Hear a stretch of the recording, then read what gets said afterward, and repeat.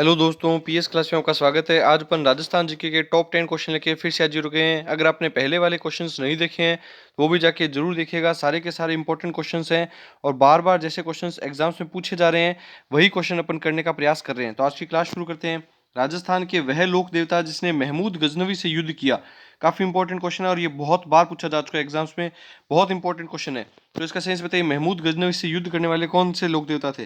गोगा जी, पाबू जी, जसनाथ जी या संत पीपा? तो इसका सेंस होगा गोगा जी। गोगा जी ने महमूद गजनवी से युद्ध किया था। अब ये एक्स्ट्रा फैक्ट में देखिएगा क्यों युद्ध किया था। तो गोगा जी रण कौशल में काफी माहिर थे, ये आपको ध्यान रखना है। और इसी वजह से इन्हें जाहर पीर भी कहा गया है। ये अपने मोशेर भाई अर्जन व सर्जन की उनकी सहायता कर रहे थे, तो मुसलमानों से गायों को मुक्त करवाने के लिए कार्य कर रहे थे।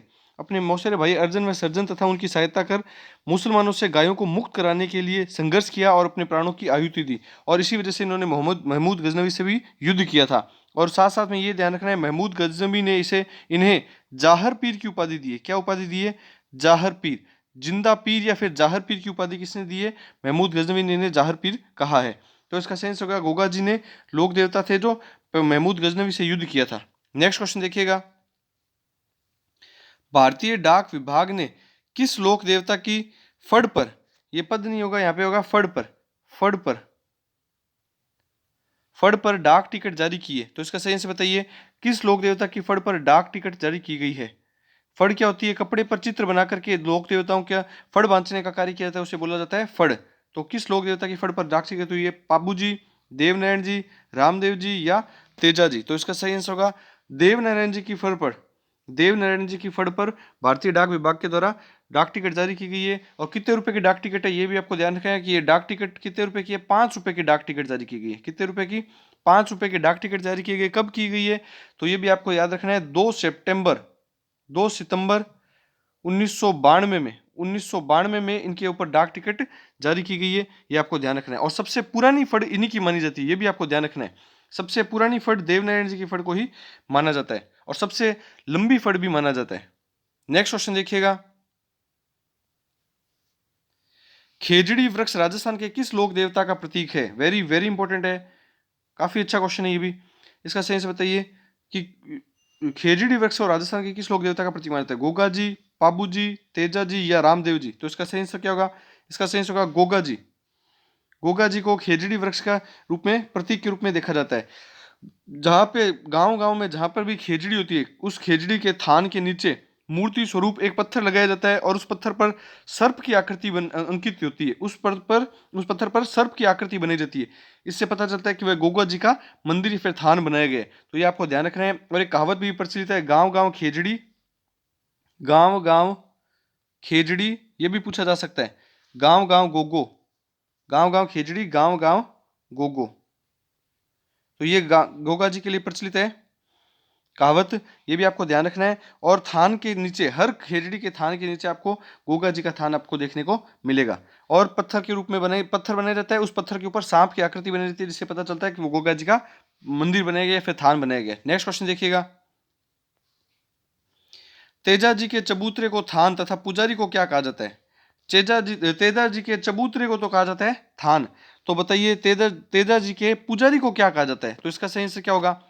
शरणागत, सोहड़, घोड़ला या देव जी? काफी इंपॉर्टेंट क्वेश्चन है, बहुत बार पूछा जा चुका है ये क्वेश्चन में। तो इसका सही से बताइए, इसका सही होगा घोड़ला। घोड़ला कहा जाता है। तेजा जी के चबूतरे को तो थान कहा जाता है। और पत्थर पर इनकी इनकी भी मूर्ति पत्थर पर बनी रहती है, जिसमें घुड़सवार तेजा जी को दिखाया जाता है और सर्प का चित्र उत्कीर्ण होता है। और साथ साथ में भोपे को या फिर उनके पुजारी को भोपा भी कहा जाता है। राजस्थानी भाषा में भोपा भी कहा जाता है, ये भी आपको ध्यान रखना है। तो उनके भोपे को या फिर पुजारी को घोड़ला कहा जाता है। इसका इंपॉर्टेंट क्वेश्चन है ये, अच्छे से याद कीजिएगा। नेक्स्ट क्वेश्चन देखिएगा, तेजा जी के जन्म स्थल का नाम बताइए। वेरी वेरी इंपॉर्टेंट है ये भी, स्टार लगा लीजिए इस क्वेश्चन को, काफी अच्छा क्वेश्चन है। तेजा जी के जन्म स्थल का नाम बताइए। ददरेवा, खड़नाल, परवसर या कोल्लूमंड?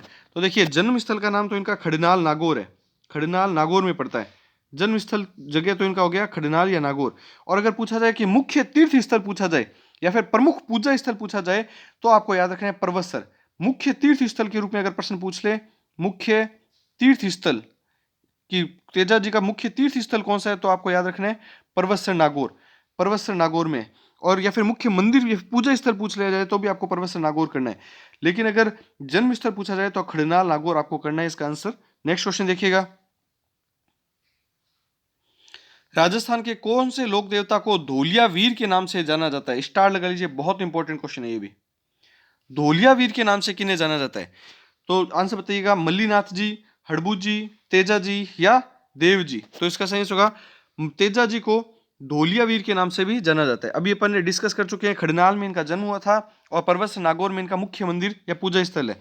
तो इसके अलावा इनको और क्या क्या नाम से जाना जाता है? तो इनको धोलिया वीर के नाम से भी जाना जाता है। इनको जाटों के आराध्य देव के रूप में भी जाना जाता है। इनको जाटों के आराध्य देव, क्योंकि नागवंशीय जाट थे, तो जाटों के आराध्य देव के रूप में भी इन्हें जाना जाता है। ये भी आपको ध्यान में रखना है, जाटों के आराध्य देव के रूप में इनको जाना जाता है।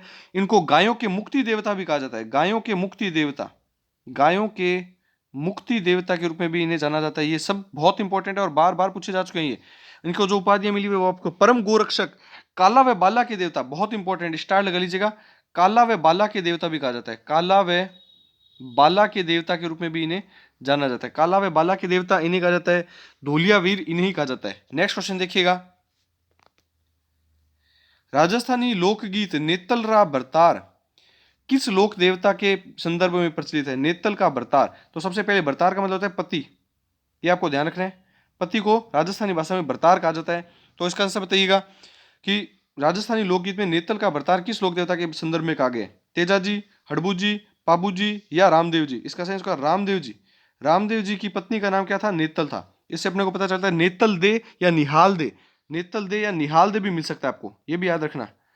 गीत में तो यही मिलेगा नेतल का बरतार, लेकिन वास्तविकता में अगर नाम पूछा जाए तो आप निहाल दे भी मिल सकता है, ये आपको ध्यान रखना है।